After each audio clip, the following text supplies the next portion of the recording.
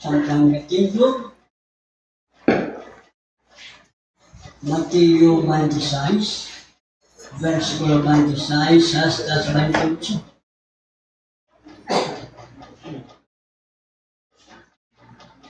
Karon sang nagakaon sila, nagkuha si Jesus ng tinapay. Kagin pakamaayo, kagin tipik-tipik ini. Kagin hatag sa mga ginutunan, kagin nagsiting. Uha kamo, kaon kamo, ini amo ang akon lawas. Nagsiting. Kag nagkuha siya sang tagayan, kag sang nakapasalamat, ginhatag niya ini sa ila. Nga nagasiting, inom kamo tanan. Bedokso. Kay ini amo ang akon tugo sa bagong katipan nga ginaula tungod sa madamo sa kapatawaran sa mga sala. Ang mga nalangit ng Diyos na nangalanan, napilit kami, gabay ang maraming Espiritu mag-guide sa amin.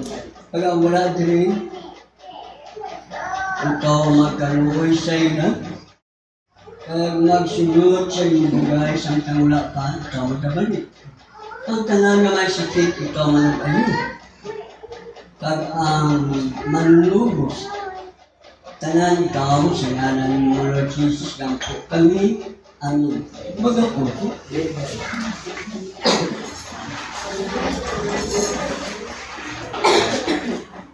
Ang pulong sa Diyos ni Kasimir, dintuga kita kay Kristo Jesus para sa mga maayo nga mga buhat. Wala kita dintuga para sa pagbuhat sa malalim. Wala man kita dintuga para wala kita himuon nga maayo. Bagong tinuga kay Kristo. Ang Colosas 3, versikulo 1, basa ba natin? Colosas 3. Yan kung nabanhaw kamupos kay Kristo, pangita ang mahutang sa ibabaw. Diyan si Kristo nga nagalingkod sa tuo sa Diyos. Okay. Aton i-focus ang aton pangunahuna sa mga bagay na ito sa langit. Isa na dira ang iyapunon. Amen. Ang pag-alaga, ang espiritual na pagkaon.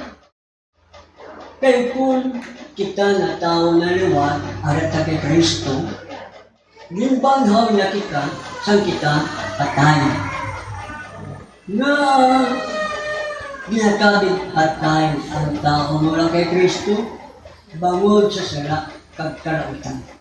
Bayad kamatayan. Ang tanan na sala, so tanan kapal. Tapos, siya Pedro sa silo.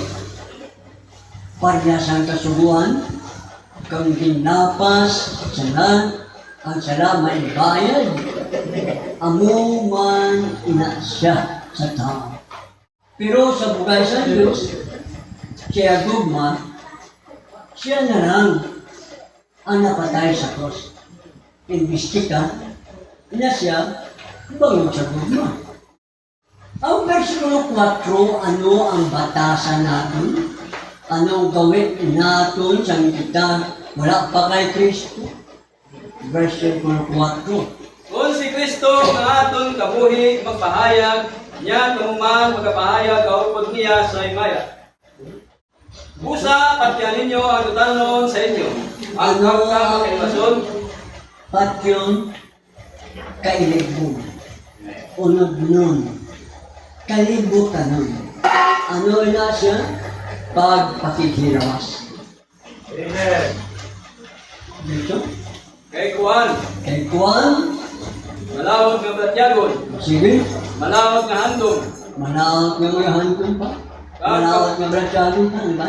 kag pagkahampunon, Hangkonon, nga buong ibatan. sakon, sakin. Pagkagala siya pa rin. Okay? Hmm. Kung sindi sa ilang kasingkal ng Diyos, nag-abot sa mga anak sa pagkatin masinumanon. Ang tao kapag hindi magtuman sa Diyos, ang iyang pag-agumo kasingkal sa Diyos. hindi kasingkat, kundi ang kaakit niya sa mga tao na hindi magsunod sa Yakulo. Gusto niya magsunod. Sige? Ito? Hindi. Sa ila, sini, kamo anay nagawi, isang nagawi kamo sa ila. Sa mula kay Kristo. Amo niya ang atong gawin. Amen. Pero ito kay Kristo, ano ang sumo? Sige? Apang karon panguklas kamo sinitanan. Kaaki kasingkal. Kahaking kasingkan, Malain nga hunahuna. malayo niya mga hula-hula, Pasipala. pasipala dyan. Kag malaway nga pagtulungon sa inyo baba. Maghalong kita sa atong ginapahan. See? Dili kamo magbinutigay. Hindi na ta magmutigay sa isa't isa. Kaya nauban ninyo ang daan nga pinaugali upod ang mga buhat sini. Ano ang daan na pinaugali? Ang kinaugali sa kalimutan. Ang kinaugali na tawanan. Binubanan. Sa bagubat na sina upod ang batasan sila. See? Kag nagsunod kamo sa bagong kinaugali nga ginapabago sa ibanusunod sa tatawan sa nagtugas sini. Magsulod ka sa kinaugali ni Kristo. Ano ang magapabago? Anong basihan ni Kristo partidara? Paagi sa ihibalo. Amen. Ano ang ihibalo? Pulong sa Diyos. Ang pulong sa Diyos, hambal na, paagis niya, binabago niya kita. Hindi ko ng tao di magpamatin sa pulong sa Diyos. Paano siya magbago? Pwede maghuntat siya sa mga bisyo? Pwede maghuntat siya sa pamuyayaw? Pero ang ugali, wala magbago. Magabago lang ang atong ugali kung kita maborn again sa Espiritu Santo. Amen. Pero hindi na mag-abot sa aton ang pagka-born again kung hindi kita magmatinoon sa tansa kapunan. Amen. Magabago ang ating pangahuna. Paagi sa pulo. Kung hindi kayo makinig sa salita ng Diyos, paano magbago? Kung hindi interesado ang tao sa mensahe, paano siya magbago? Pwede hindi na siya magbisyo, pero ang kanyang ang kanyang kalikasan, nature, siya pa rin. Hindi ang pagbago relihiyon. Kundi silin ni Kristo, kinahanglan matawag kamo muli. You must be born again. Hindi sinabing sana tayo mag-born pa. Hindi. Kinahanglan. Obrigado. Ng isang tao mag-born again. Importante sa plano sa Diyos. Ang Diyos gugma. Sa gugma sa Diyos, pakita namin siya ang Diyos na hayag sa laman, sa ulit. Siya ang Diyos na pahayag sa laman. Sa dalawa na dahilan. Una, para magturo, mangaral. Pangalawa, para maging handog sa kasalanan. So, dalawa na. Dahil hindi gusto ng Diyos na ang sinong tao ay maparusahan. Amen. Kundi magkaroon siya ng buhay na walang hanggan. Amen. Kailangan ang pakinig ng salita ng Diyos. bigyan ng importansya. Kung katawan mo, hindi mo pinapakain yan, mahina, mamamatay ka, magkakasakit ka. Ang kaluluwa natin, kailangan mapakain ng salita ng Diyos. Amen. Kapag hindi mo pinakain, manghina ito. At balang araw, makita mo na lang na para siyang isda na patay na inaanod ng tubig. Hindi na siya mag-aabante. Sunog-sunog na lang siya sa sanlibutan ito. Na inakala niya, may Kristo pa siya. Pero yung pala wala na. Sumunod na siya sa agos ng sanlibutan. Ang sinasabi ni Apostol Pablo, mga kapatid, huwag kayong umayon sa takbo ng sanlibutan. Amen. Baguhin niyo ang inyong kaisipan para malaman niyo anong tumpak na kalooban ng Diyos at kung ano ang nakakalugod sa Diyos. Kapag ang kaisipan natin mapalitan ng Word of God. May pabasa pa kami. Gamit ko rin tayo. Gamit.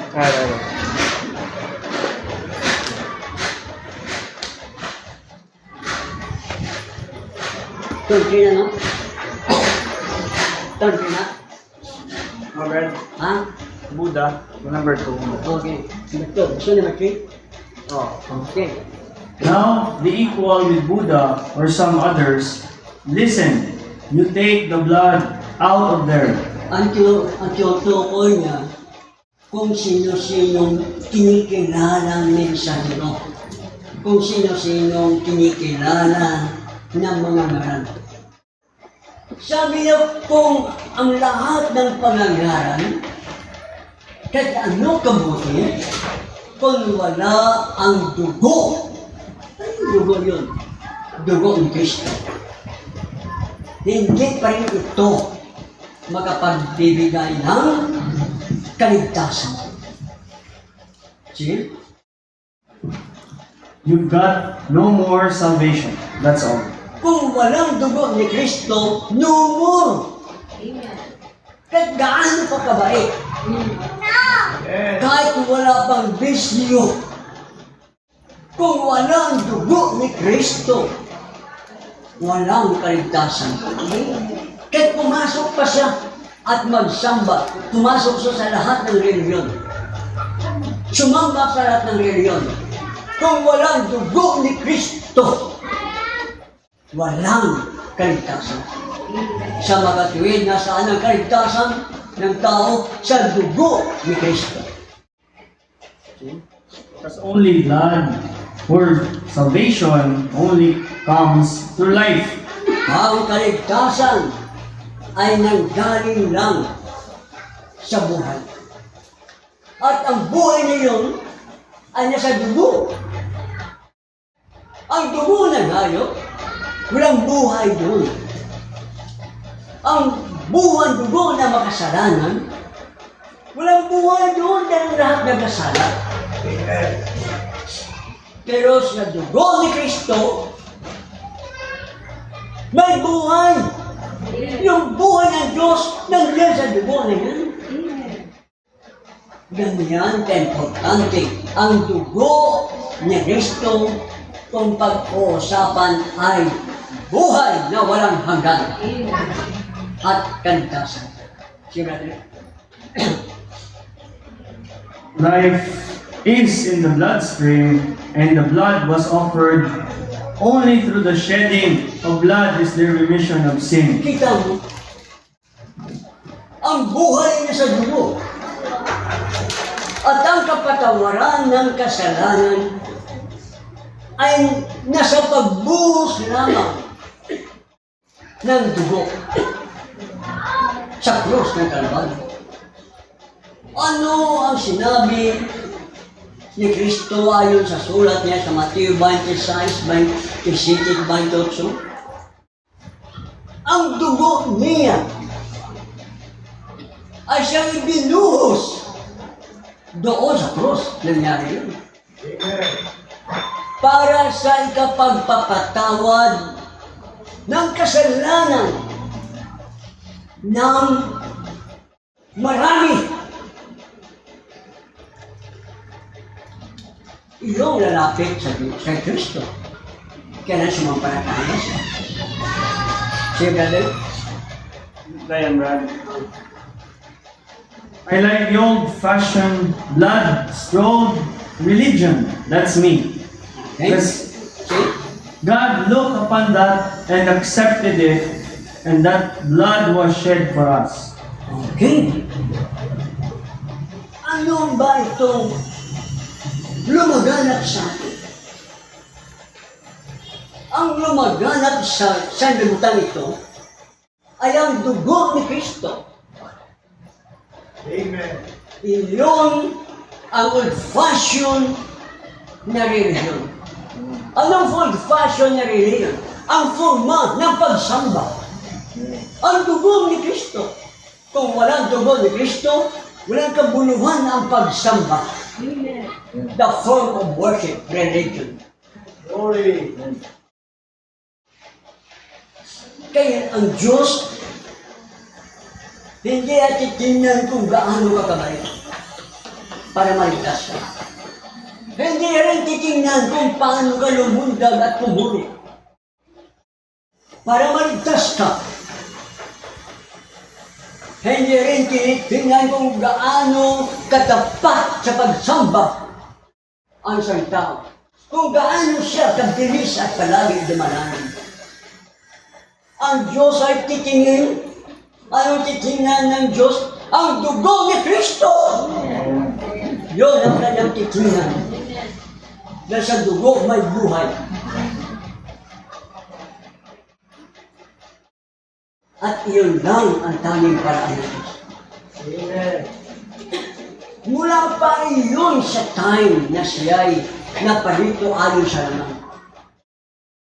Yun ang old-fashioned na pagsamba.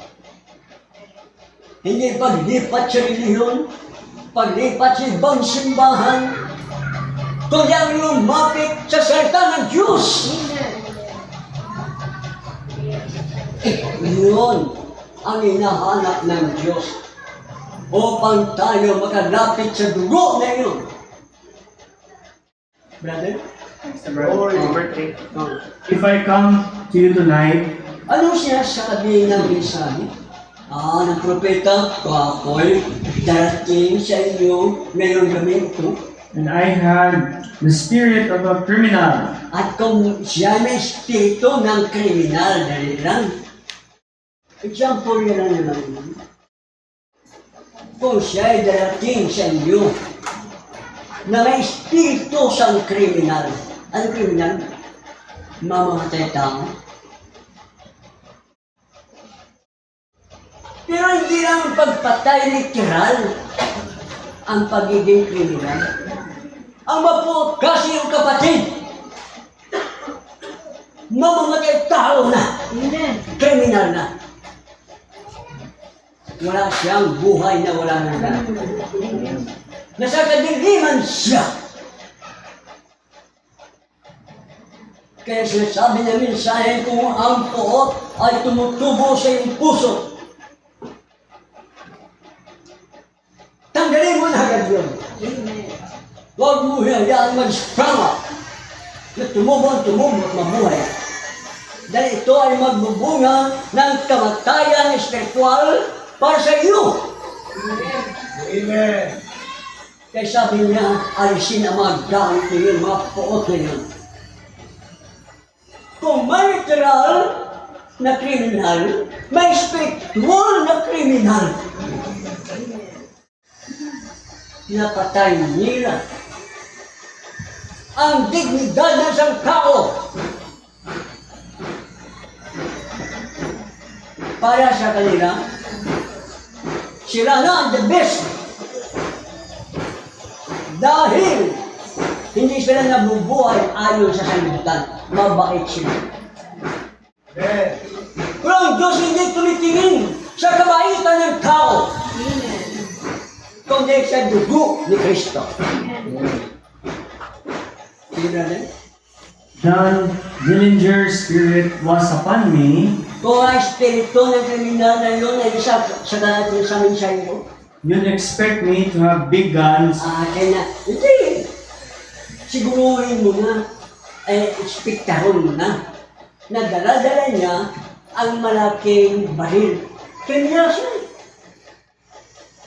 Kung ang isang tao na sa kanya ang espiritu ng sabungero, bit-bit siya yun, malo.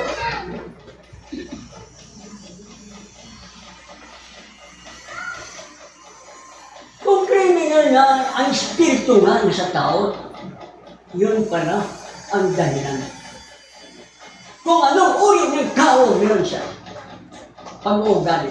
Sige.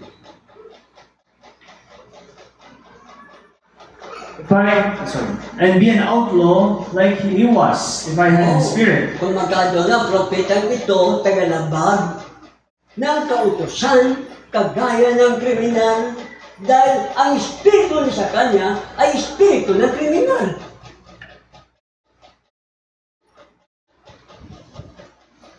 Marami ng tao nangamatay. Pero ang espiritu nila, palipat-lipat lang. Ang espiritu ng Antikristo, palipat-lipat lang. Medyo? You know, God never takes His Spirit from the earth. Alam nyo, hindi kinukuha ng Diyos ang kanyang espiritu dito sa lupa. Ibig sabihin, hindi niya kinukuha ang kanyang espiritu sa mga tao. See? God takes His man, but never His Spirit. Kundi, ano kinukuha ng Diyos? Yung kanyang tao. At hindi ang kanya at hindi ang banal na espiritu ang kanyang kinukuha. See? For it took Elijah, a double portion of Elijah's spirit come upon Elisha. Example na ito, halimbawa, si Elias, kinuha yan, rapture si Elias. Ang dalawang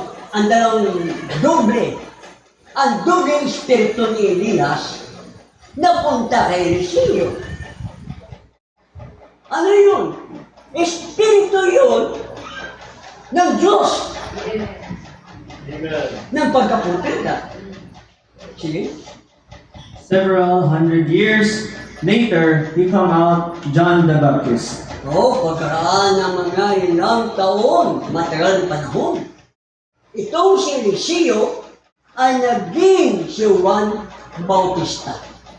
Ang espiritu na sa kanila,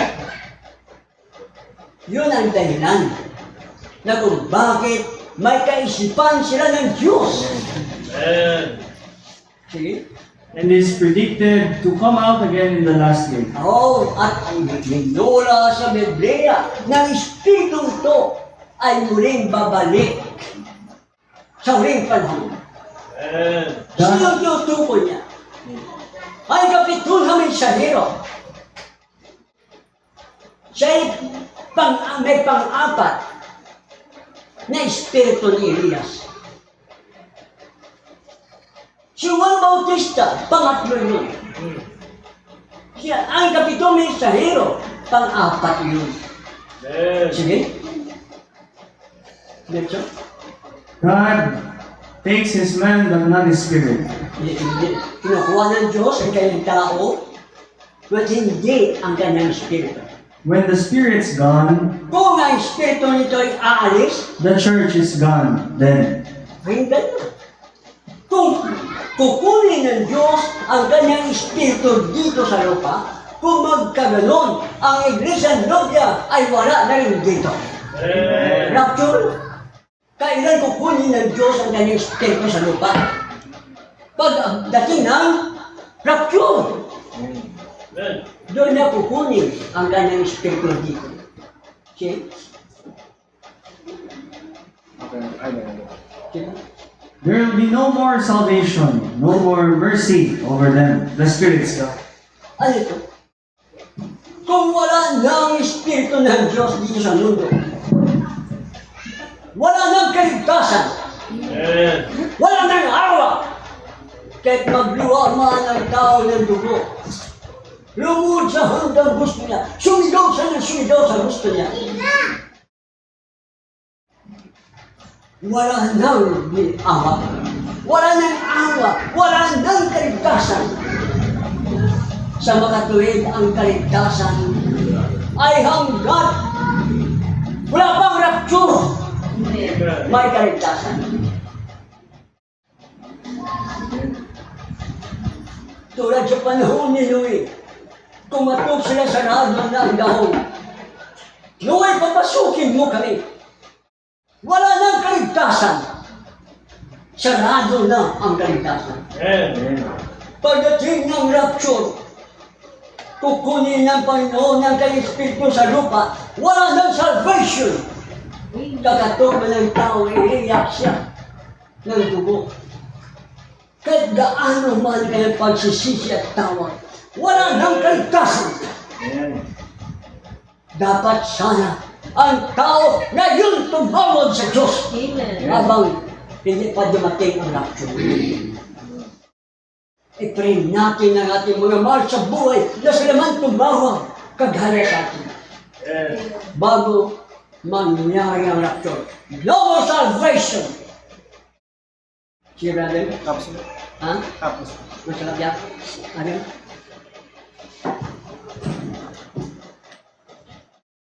Hallelujah.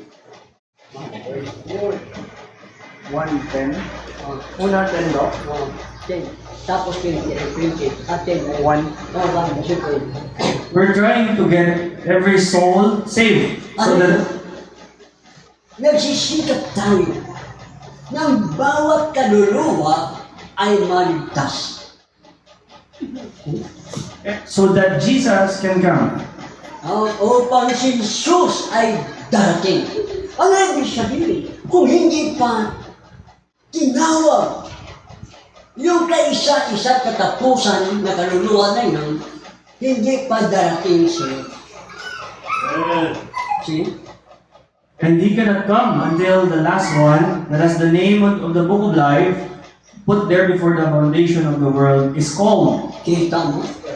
Mayroon siyang tatawagin. Sino ang kanyang tatawagin?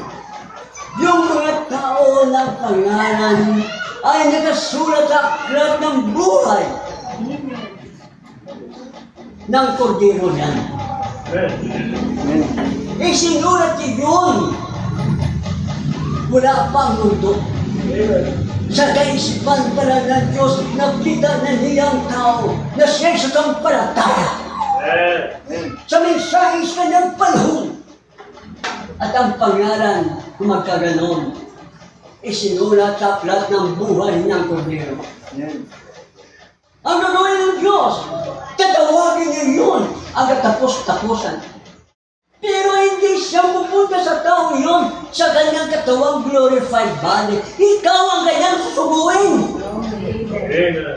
Ang katawan mo yung kanyang gagamitin. Ikaw yung gagamitin.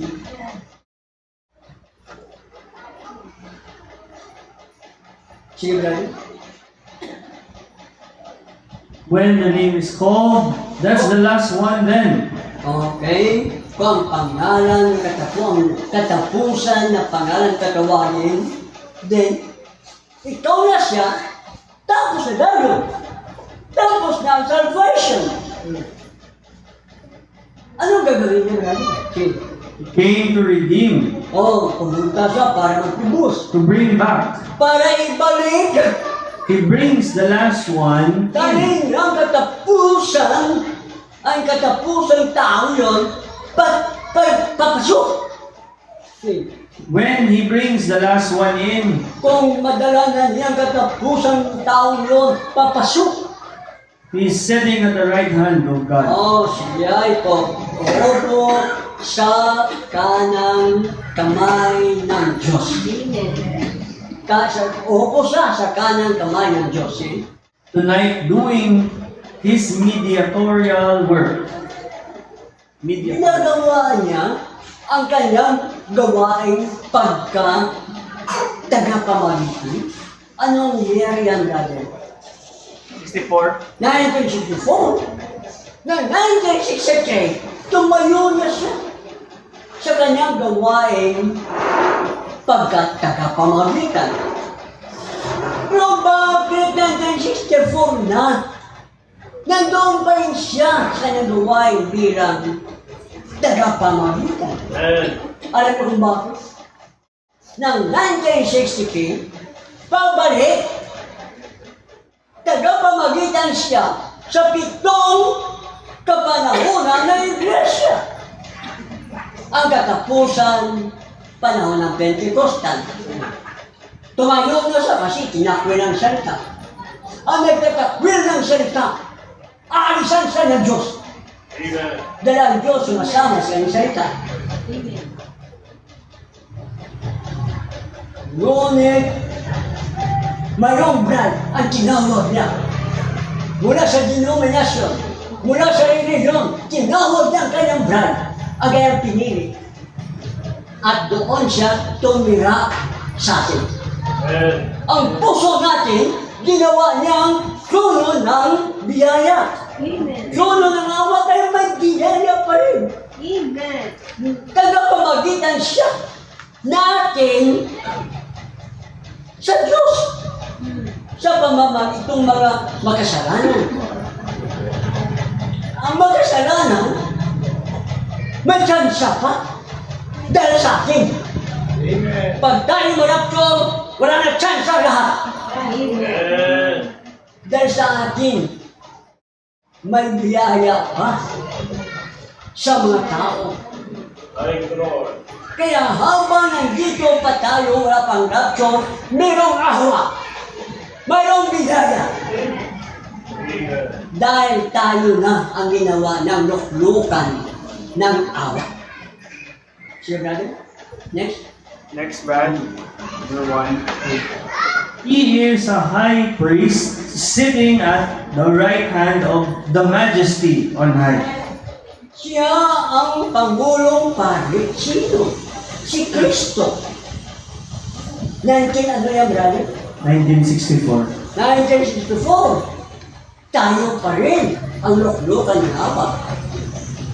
Hindi ng Pentecostal. Tayo na. Ang dugo ni Kristo ay nasa ating puso. Amen. Dahil siyang duguang salita nasa puso natin. Siyang duguang kordero nasa puso natin. Saan siya galing? Siyang Diyos na hayag sa laman. Namatay sa krus. Inilibing. Nabuhay muli. At nang mabuhay muli, bago nang siya may libing, balikan ko, nang siya nilibing, pumunta sa impyerno at nangaral. Alam niyo, kung ano ang kanyang katawan sa impyerno? Theophany. Amen. Pumunta siya sa kalagayan Theophany at nangaral siya sa mga taong nasa impyerno sa kanilang katawang Theophany din. Amen. Alam niyo ba ang Theophany? Iyon ang object of worship. God is the object of worship. No object. Hindi siya pwede tawagin Diyos. That God is the object of worship. Amen. Ito, object of worship, nandun sa impyerno nag-aral. Sino sasamba doon? Ang object nandito sa impyerno. Nang buksan ng 7 tatak, ang hiwaga, yung Kristo, ang nalig niya po, nandun nakipag-usap sa propeta. 3 oras at kalahati. Silensyo sa babaw. Dahil wala doon ang kanyang sinasamba. Kung ang theophany nandun sa impyerno ng ngaral, sino ang namamahala doon sa langit? Ayon sa binasa, si Kristo ay umakyat sa langit. Ano ang katawan niya? Ang katawan niyang binuhay. Nandun sa loob ng theophany. Umakyat sa babaw. Umupo siya sa kanan ng majesty. Naintindihan ba natin kung anong majesty? Kanina naintindihan may majesty. Kagalang-galang. Siya ang pinagkamagpangyarihan. Ang ibig sabihin, bago sa umakyat, meron na nakaupo na kagalang-galang. Doon sa trono ng sa trono si Babaw. Kaya wala ito panin, pero nandoon naman kagalang-galang.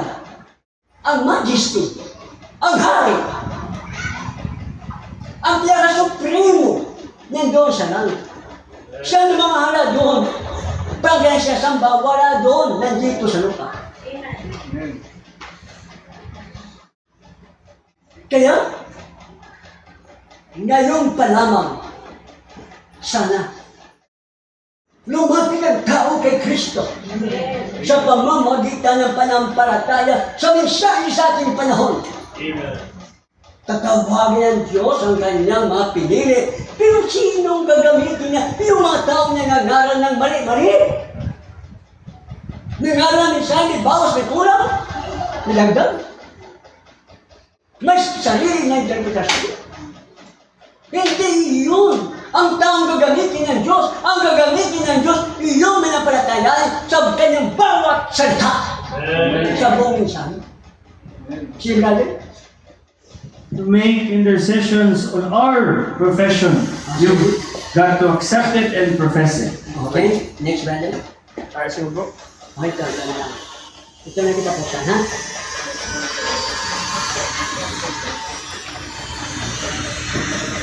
It ought to be the happiest time in the world for the Christian. Kita mo? Kayo'y Kristiyano. Ako'y Kristiyano.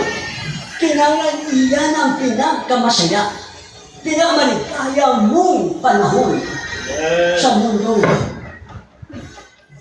Kahit wala ka bigas, masaya ka. Kahit may sakit, masaya ka. Bakit? Brother? Times are going to change. Ang panahon ay magbabago. The old's going to become young. Ang matanda ay maging bata. Wala nang kamatayan. Wala nang problema. Wala nang magkakasakit. Hindi ba masaya ka kapag ganyan? Ngayon pa lang masaya na tayo. Amen. Nakapangako ito sa atin. Tumalo ang bawat isa. Glory. Hallelujah! Nasa iyong pangako, nasa akin ang pangako. Hindi ito makukuha ng sinuman dahil nakasilyo ito sa iyong puso. Amen. Thank you, Lord. Kailan tayo maging masinas? Kailan tayo maging matapat niya doon? Ama makapangyarihan, pinabuhay ka namin na kasalamatan. Dahil yawag ang dagan, dahil ikaw ang Diyos na makapangyarihan, hindi mo kami pinapabayaan. Dahil pinapalakas mo kami, tinuruan mo kami, pinapala mo sa amin ang iyong mga paraan at ang iyong gagawin sa hinaharap. Salamat God, sa pangalan ni Lord Jesus, dalangin namin. Amen.